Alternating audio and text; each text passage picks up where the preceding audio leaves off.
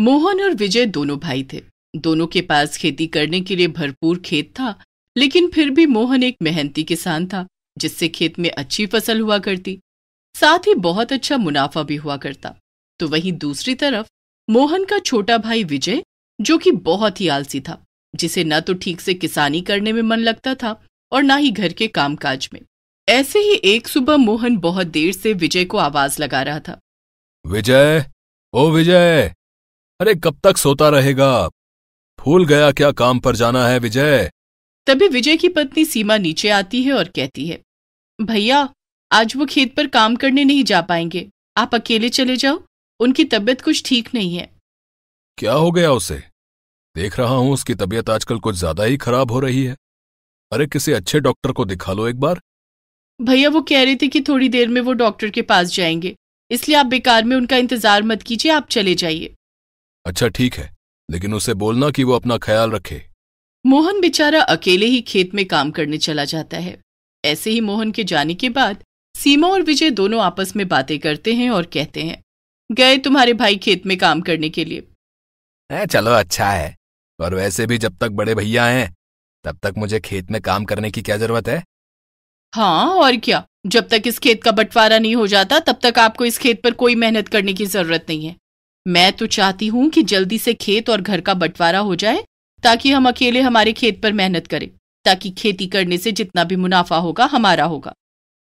सीमा और विजय दोनों बहुत ही ज्यादा चालाक थे। वो दोनों हमेशा बंटवारा करने के बारे में ही सोचा करते थे।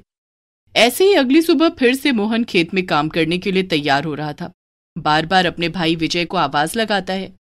तभी मोहन की पत्नी ज्योति कहती है, देखिए जी, मेरी बात मानिए तो आप जाओ खेत में काम करने। मुझे नहीं लगता कि विजय आज भी काम पर जाएगा, क्योंकि सुबह के 9 बज चुके हैं और अब तक उसकी आंख नहीं खुली है। आखिर विजय को हो क्या गया है? जब भी खेत जाने की बात आती है तब इसकी तबीयत खराब हो जाती है। वही तो, जैसे ही आप यहां से निकलते हो विजय की तबीयत ठीक हो जाती है और वो दिन भर मटर गश्ती करता रहता है, यहां तक कि सीमा भी उसे नहीं रोकती। तभी वहां पर मोहन और सीमा आ जाते हैं। वो दोनों मोहन और ज्योति से कहते हैं, भैया भाभी, आप दोनों कहना क्या चाहते हैं? कि मैं काम पर न जाने का बहाना ढूंढता रहता हूं, या फिर मैं आलसी हूं, या फिर मुझे काम करने का मन नहीं करता? अरे आप दोनों कहना क्या चाहते हो? सही कहा है किसी ने, जितना माँ बाप अपने बच्चों को पाल पोस कर बड़ा कर देते हैं उतना भैया भाभी कभी नहीं कर पाते। मुझे तो लगता है कि अब आप उनके लिए बोझ हो गए हो, तभी तो ये दोनों हमारी पीठ पीछे हमारी बुराई कर रहे हैं। अरे ऐसी कोई बात नहीं है, तुम दोनों मेरे लिए बच्चों जैसे हो। और कोई बात नहीं विजय, अगर तुझे काम नहीं करना है तो मत कर, मैं जा रहा हूं, बहुत देर हो चुकी है। बेचारा मोहन फिर से अकेले ही खेत पर काम करने के लिए चला जाता है और सारा दिन अकेले खेत पर काम करता रहता है। और खेत से होने वाले मुनाफे को मोहन घर के परिवारों में बराबरी से बांट दिया करता। देखते ही देखते कुछ दिन और यूं ही गुजर जाते हैं। ऐसे ही एक दिन अचानक से मोहन के दिल में दर्द होने लगता है और वो बेहोश हो जाता है। उसकी बिगड़ती तबीयत को देखकर उसके परिवार वाले उसे अस्पताल ले जाते हैं, जहां डॉक्टर उसका इलाज करते हैं और कहते हैं, डॉक्टर देखिए, मोहन जी को दिल का दौरा पड़ा है, उन्हें अभी आराम करने की सख्त जरूरत है। आप लोग किसी भी तरह से उन्हें परेशान करने की कोशिश मत करना, और ना ही कोई ऐसी बात करना जिससे उनको कोई ठेस पहुंचे। ऐसे ही अब मोहन अस्पताल से घर आ जाता है। डॉक्टर ने मोहन को आराम करने को कहा था, जिस वजह से वो खेत पर काम नहीं कर सकता था। ऐसे ही वो अपने भाई को खेत की जिम्मेदारी सौंपते हुए कहता है, देख, बात को समझने की कोशिश कर, अभी खेत का काम पूरी तरह से अधूरा पड़ा हुआ है, इसीलिए मैं चाहता हूं कि तू अच्छे से खेत की देखरेख करे, ताकि इस बार की फसल हमारी खराब ना हो। मेरे बीमार पड़ने की वजह से हमारा सब कुछ बर्बाद हो सकता है मेरे भाई, इसीलिए तू कल से ही काम पर लग जा। भैया आप कैसी बातें कर रहे हैं? आपको तो पता ही है कि मुझे काम करना बिल्कुल पसंद नहीं है, और अकेले पूरे खेत को कैसे संभाल लूंगा मैं? अरे तू बच्चा थोड़ी ना है, 35 साल तेरी उम्र हो चुकी है, अब काम नहीं करेगा तो कब काम करेगा? और वैसे भी तुझे चिंता करने की जरूरत नहीं है, मैं हूं ना तुझे काम समझाने के लिए। तू बस काम करने के लिए तैयार हो जाए। भैया इतने बड़े खेत पर अकेले काम नहीं होगा मुझसे, आप एक काम करो, खेत और घर दोनों का बंटवारा कर दो, मैं और मेरी पत्नी जैसे तैसे अपना गुजारा कर लेंगे। आप अपना और भाभी के बारे में सोचो। ये बात बोलने से पहले तूने एक बार भी नहीं सोचा कि मुझ पर क्या बीतेगी, लेकिन अगर तू यही चाहता है तो यही सही। विजय की बात सुनकर मोहन समझ जाता है कि विजय कितना स्वार्थी और लालची है। मोहन भी विजय की बात मानकर खेत का और घर का बंटवारा हो जाता है। ऐसे ही अब दोनों भाई अलग अलग रहा करते थे। मोहन की तबीयत खराब होने की वजह से उसकी सारी फसल खराब हो जाती है। ऐसे ही एक दिन मोहन और उसकी पत्नी दोनों खेत में जाते हैं और खेत में सारी खराब फसल को देखकर दोनों का चेहरा उदास हो जाता है।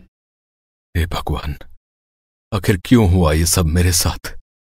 कितनी मेहनत के साथ मैंने किसानी की थी और अंत में मुझे क्या परिणाम मिला? ये खराब फसल, साथ में बंटवारा। ये दिन देखने से अच्छा है कि मैं मर जाऊं। ऐसा मत बोलिए आप। भगवान के घर देर है लेकिन अंधेर नहीं। अन्नपूर्णा माता जरूर कोई ना कोई चमत्कार करेंगी।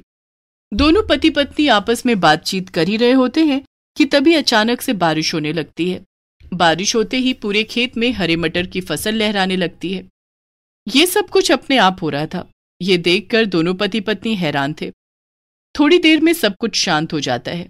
ज्योति और मोहन जैसे ही हरे मटर को छूते हैं, उसमें से कुछ मटर सोने के थे।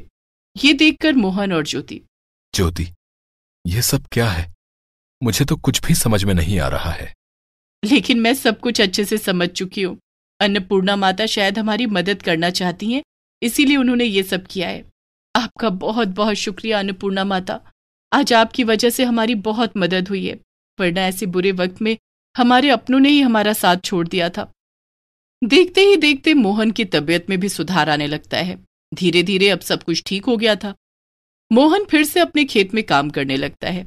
मोहन के खेत में अब हमेशा हरी हरी ताजी ताजी मटर की खेती हुआ करती, जिसे बेचकर मोहन अच्छा खासा मुनाफा कमाया करता।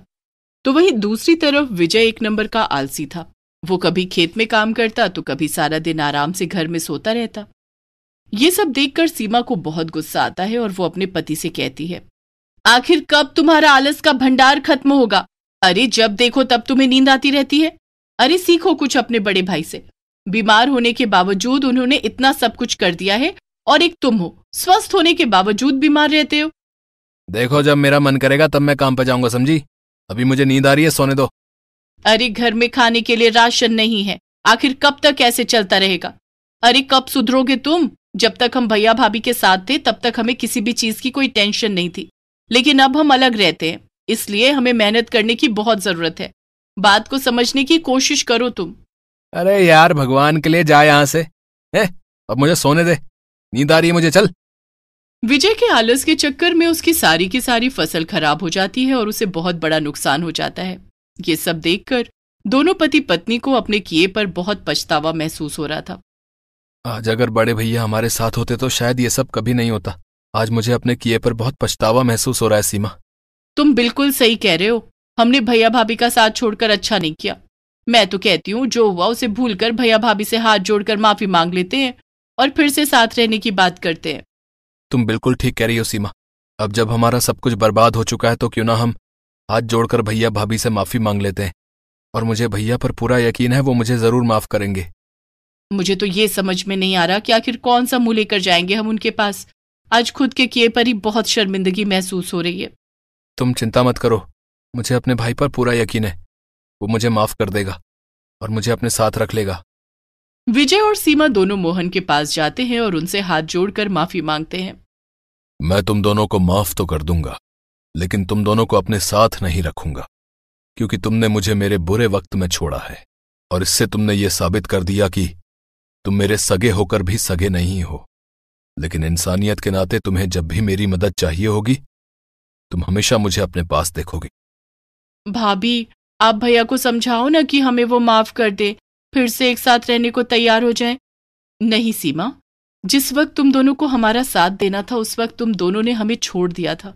अब हम दोनों चाहकर भी तुम्हें अपने साथ नहीं रख सकते, क्योंकि अब हमें तुम पर भरोसा नहीं है।